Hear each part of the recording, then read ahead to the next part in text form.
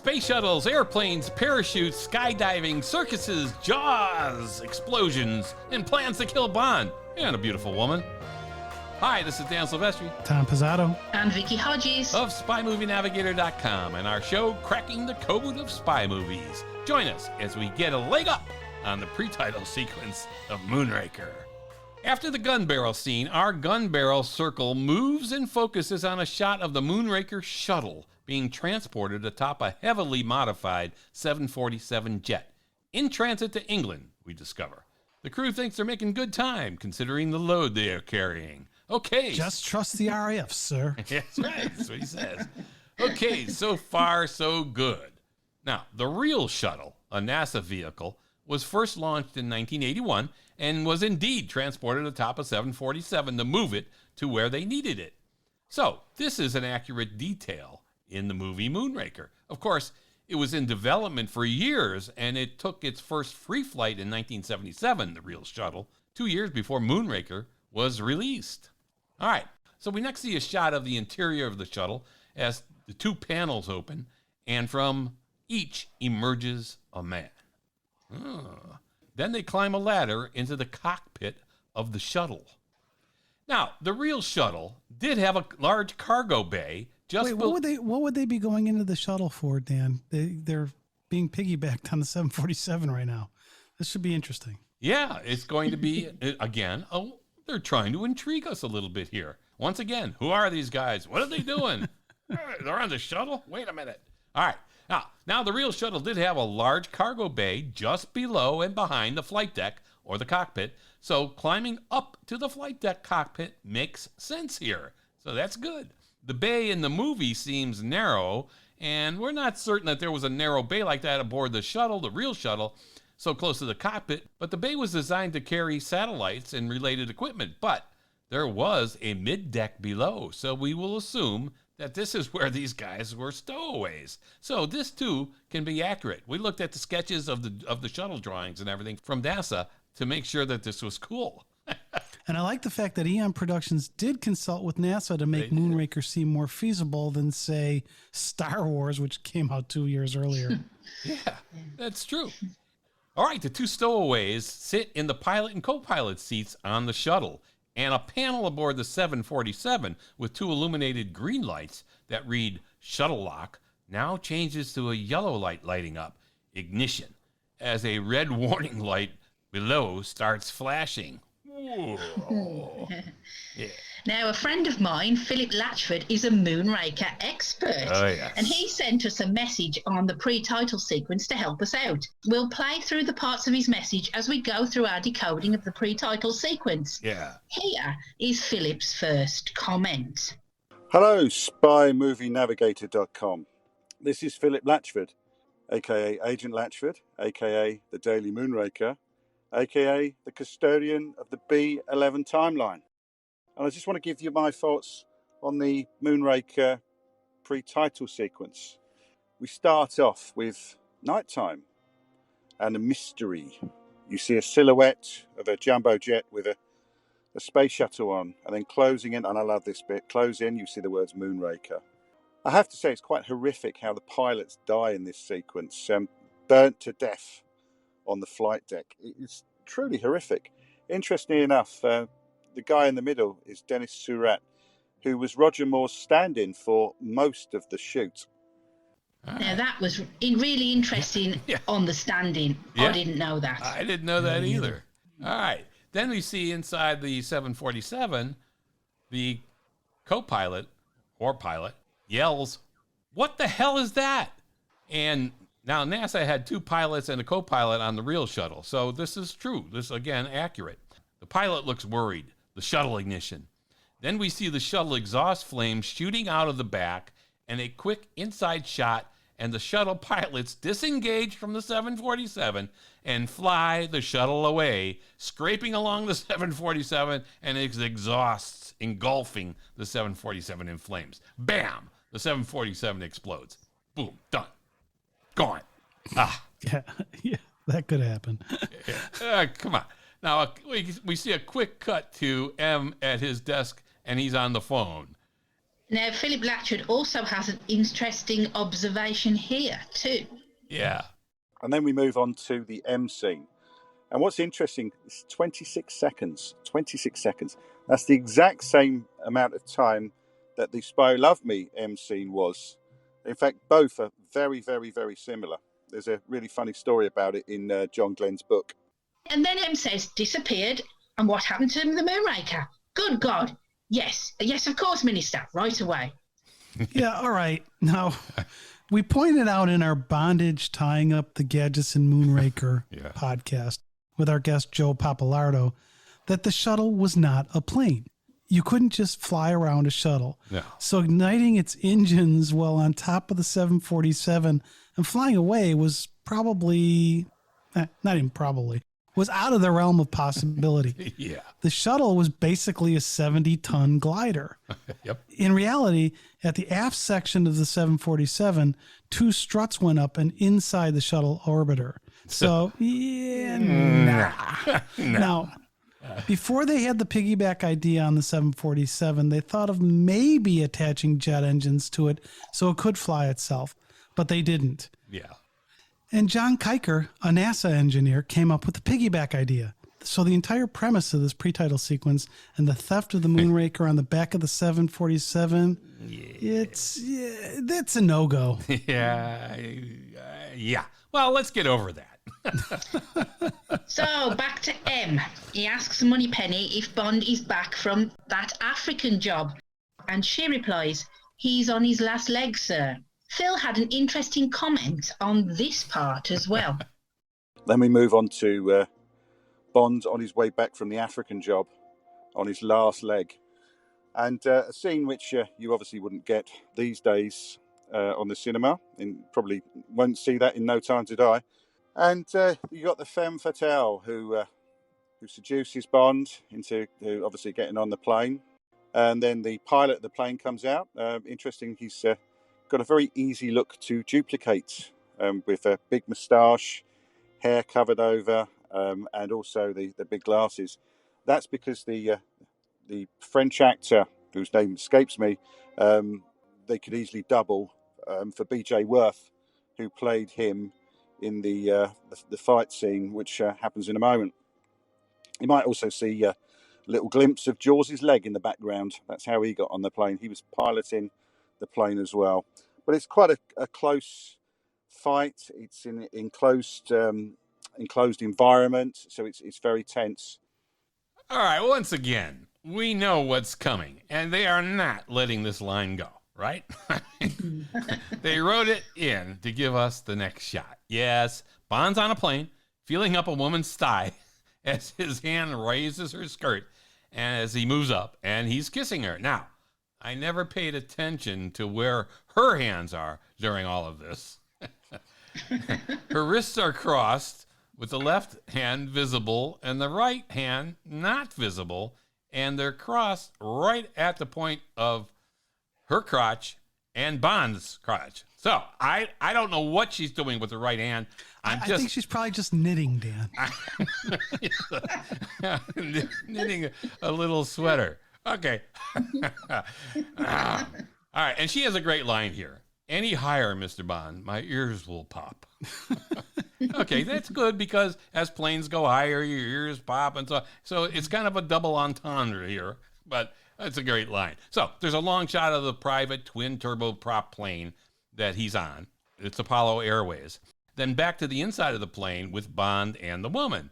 Bond's enjoying his time and says, I don't think I'm going to fly with anyone else. All right, it's a good setup because then she comes back and says, you're so right, Mr. Bond, as she holds a pistol on him, and gets up pointing it at him. Now, this is Wait, before you go further, Moneypenny said he's on his last leg. Yeah. He's touching her leg and then there's a pistol at him. That could be his last leg. Yeah, it could be. That's right. That's a good point. And now, this is a beautiful, well-appointed private plane.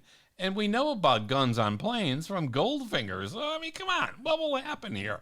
Yes, but wait, where did she get that gun? Unless instead of knitting, as Tom joked about, she may have had the gun in her right hand.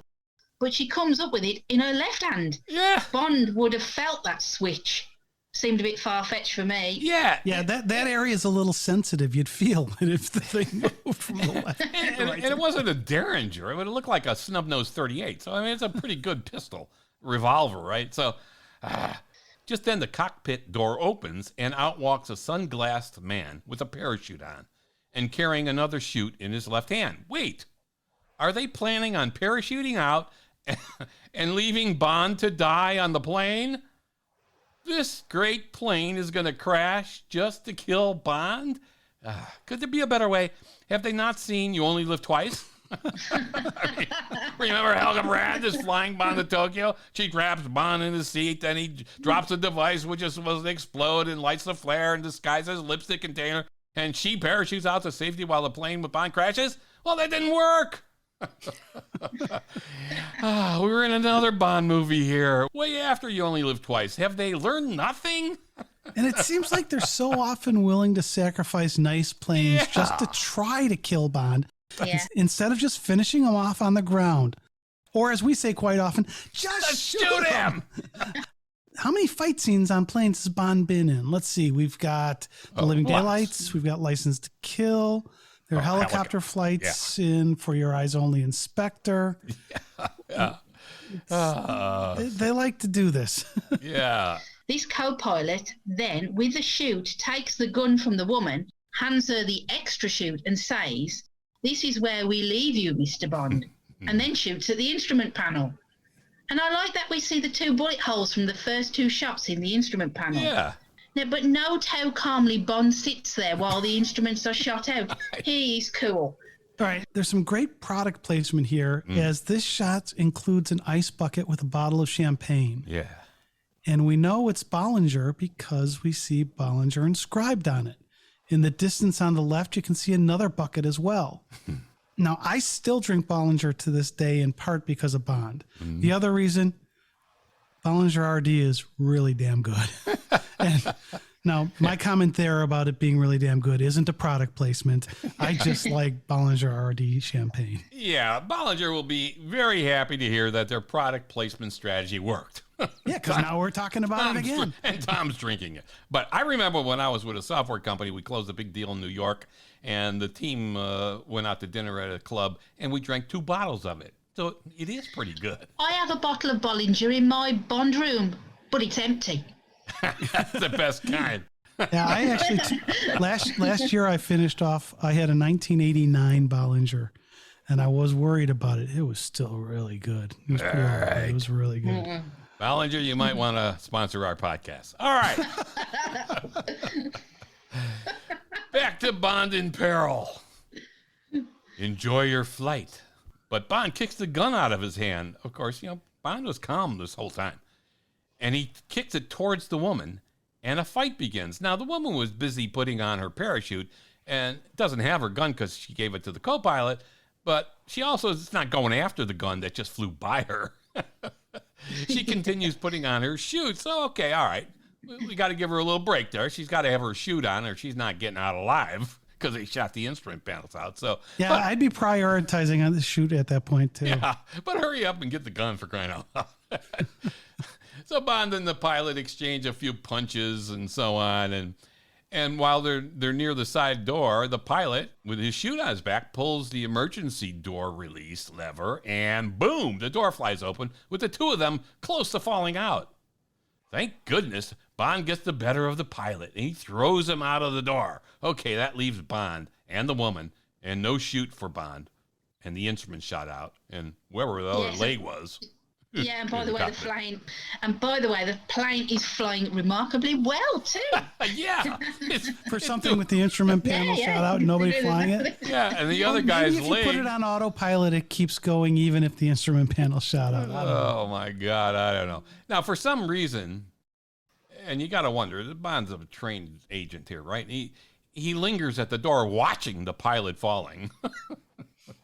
leaving himself vulnerable for getting pushed out without a chute. I mean, pushed by another guy. Now, where was this other guy? But wait, there is another person in the cockpit, assumingly flying the plane.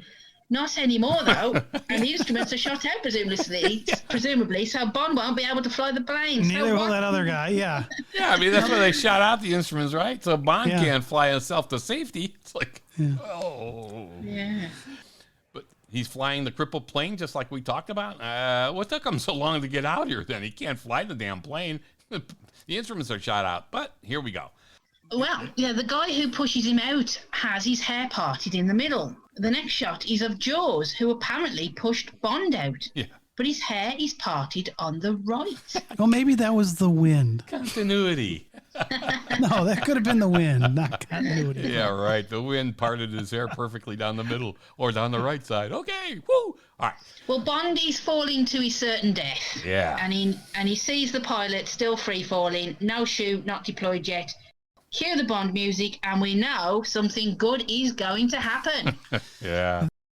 Yeah, well, Phil has an interesting discussion about the last leg and a short story about the pilot. So let's listen. Hey. And then both fall out. Well, actually, Bond is pushed out.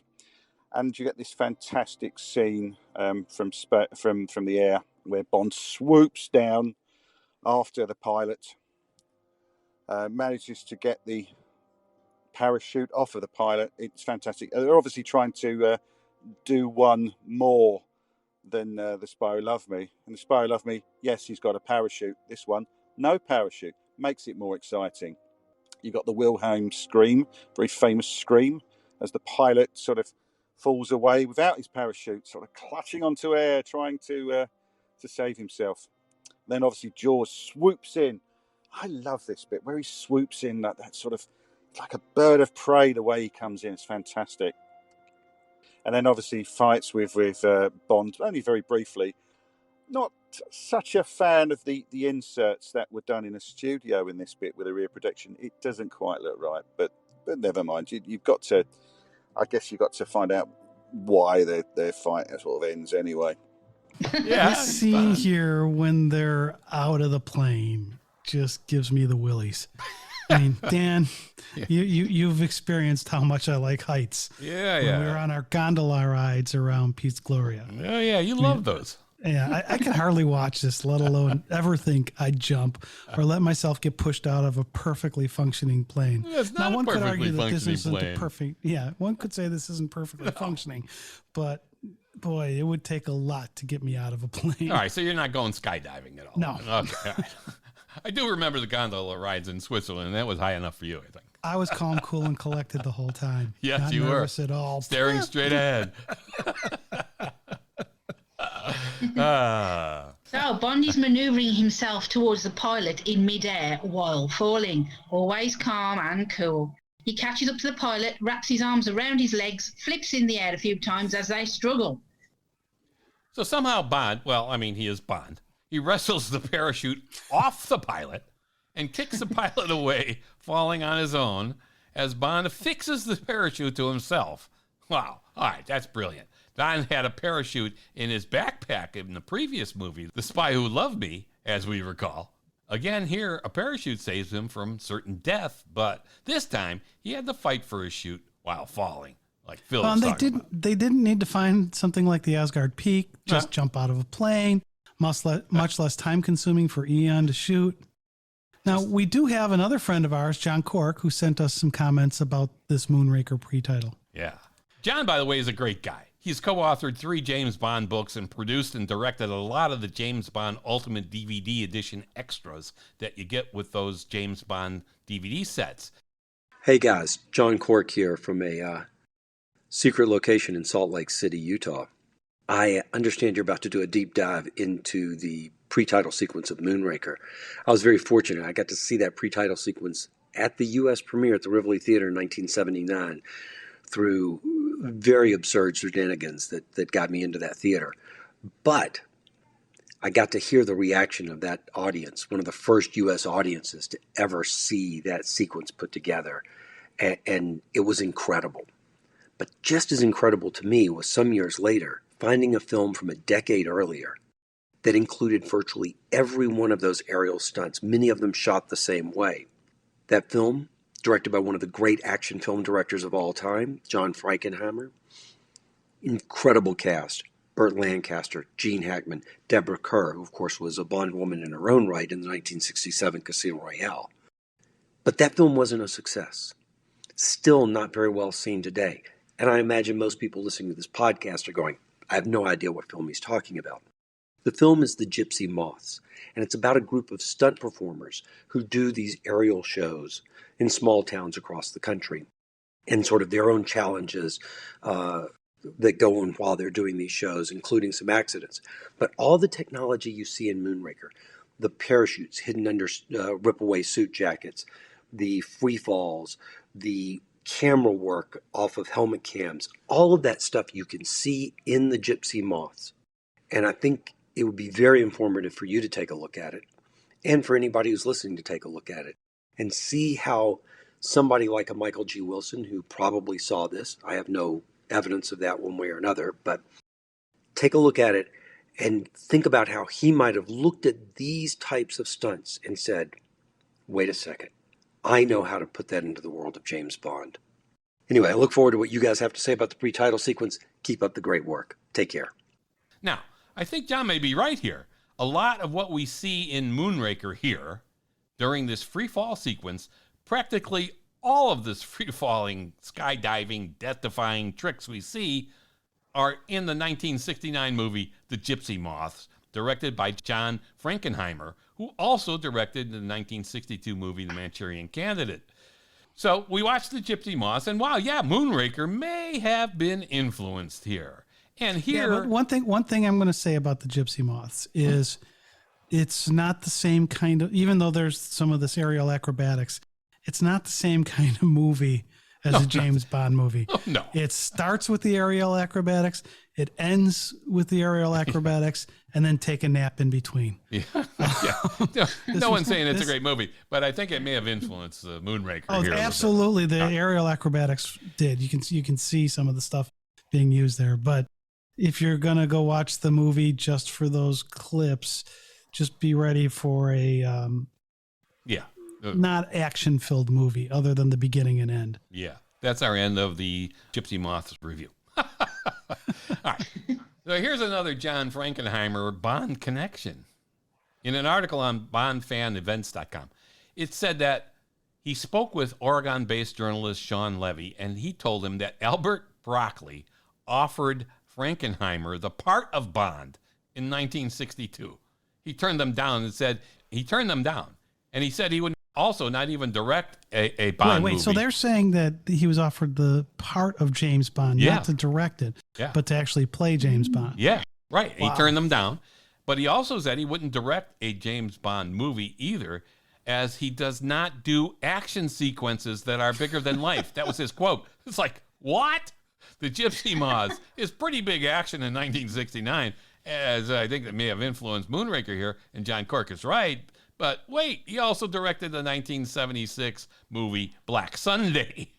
If you remember that movie, the same article says that Black Sunday, Robert Shaw, another Bond connection, of course, he was in From Russia with Love, is lowered from a helicopter onto a blimp piloted by terrorists.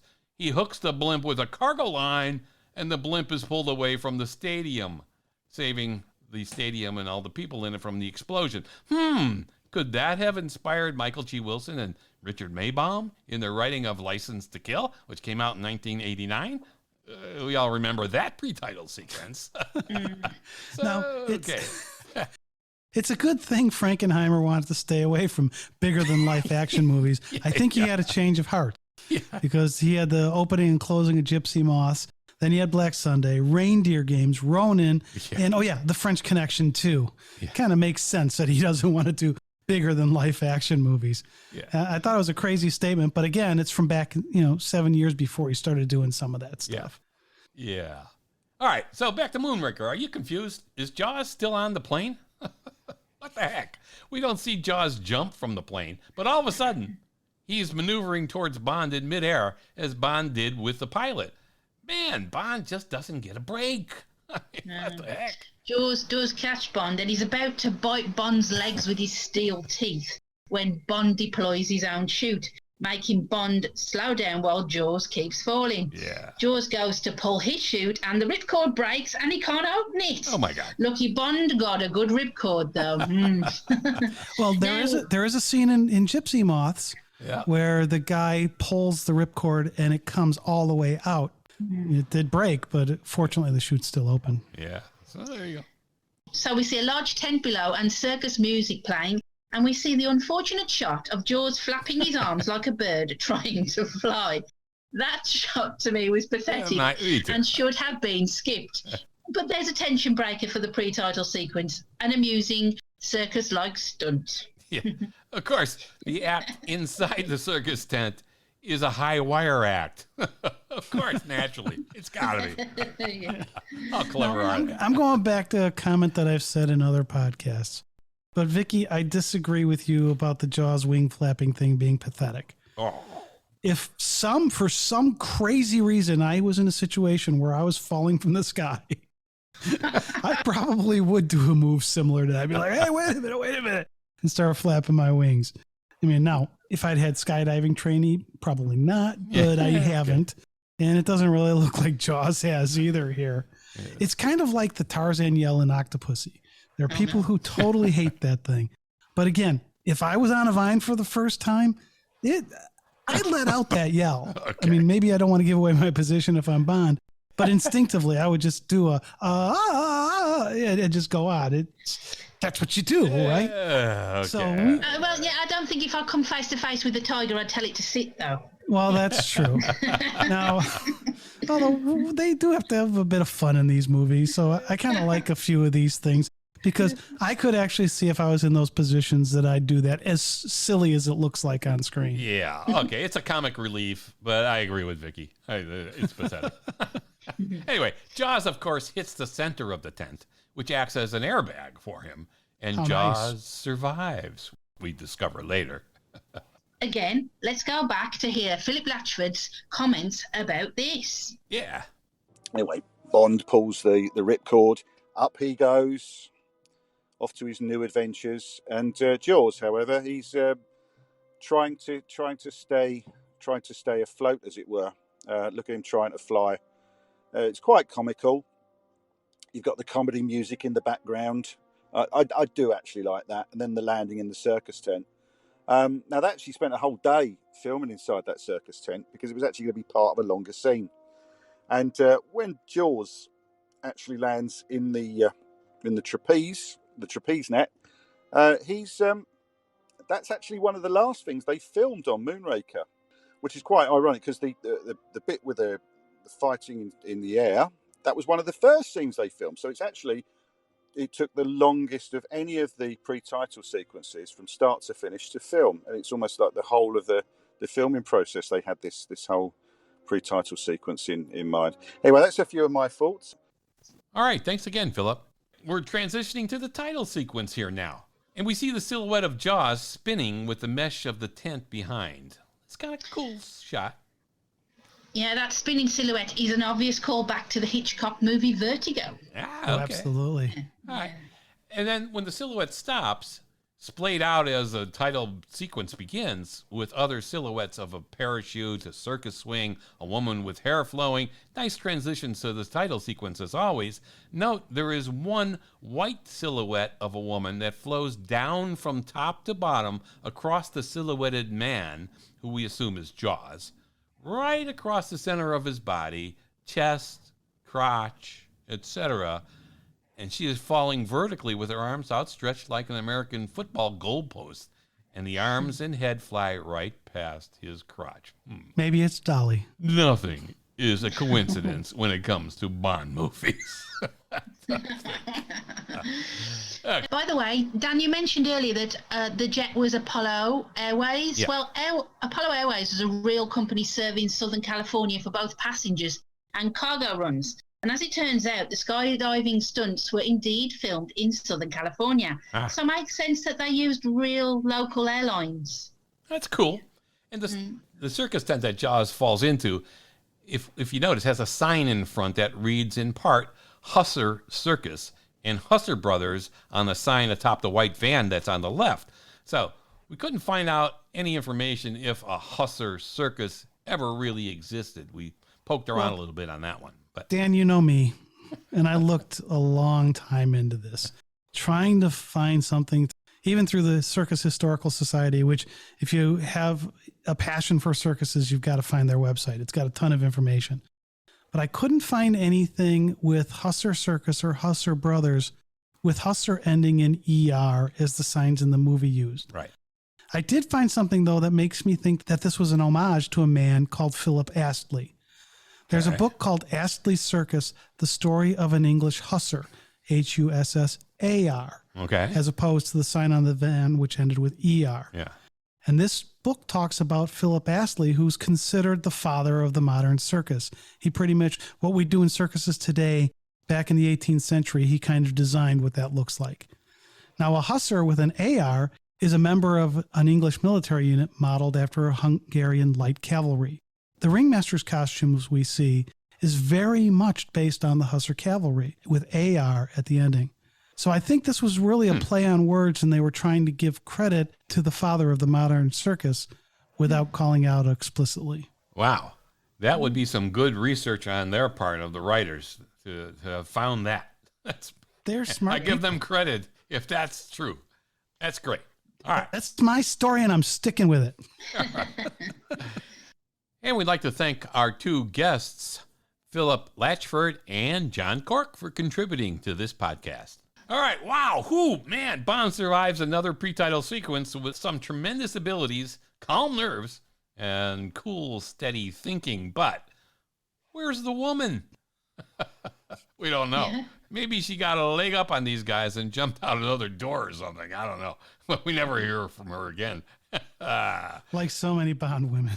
Yeah, so that's a wrap on our decoding of the pre-title sequence on the James Bond movie, Moonraker.